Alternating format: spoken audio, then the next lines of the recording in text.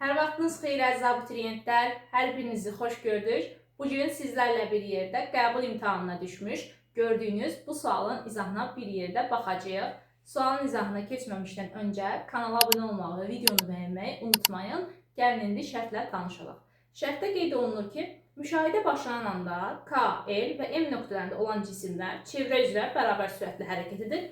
Cisimlər göstərilən istiqamətdə hərəkət edərək eyni zamanda A nöqtəsində olur. Baxın, bir parol söz verir. Eyni zamanda.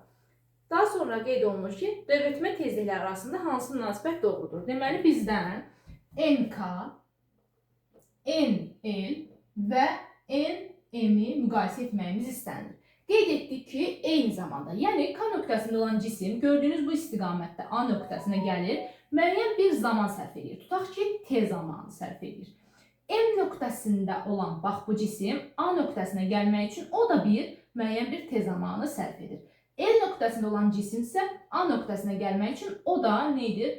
T zamanı sərf edir. Zamanlar fikir verirsiniz bir-birinə bərabər olur. İndi K nöqtəsində olan cisim A nöqtəsinə gəlmək üçün çevrənin neçə hissəsini qət edir? Fikir versəz 1/4 hissəsini. Deməli artıq burada zaman periodun 1/4-nə bərabərdir.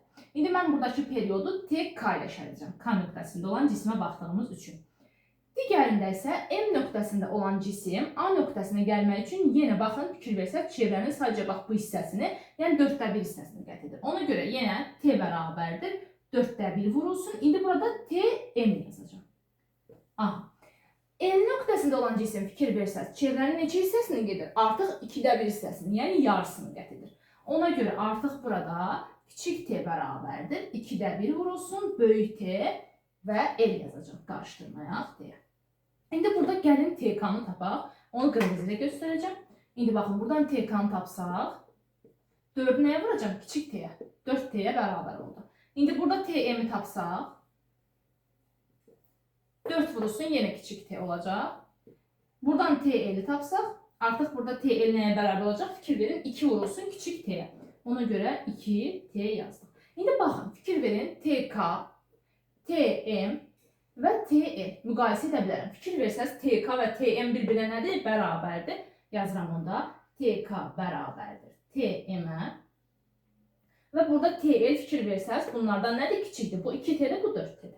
Aha, deməli, TL'imiz nə oldu? Kiçik oldu. Mən nəyi tapdım? Periodu tapdım. Amma məndən nə istənilirdi? Tezliyi müqayisə etməyim istənilirdi. Tezlik periyodun nə idi? Tərs qiymətidir. Yəni, kiçik n bərabər idi. 1 bölünsün T. Tezlik periyodla necə asılıdır? Tərs asılıdır. Yəni, artıq burada gördüyümüz kimi TL kiçikdir. Amma tezlik NL daha böyük olacaq artıq. Yəni, NL böyükdür və yenə NK, NM-ə nə olacaq? Bərabər olmuş olacaq.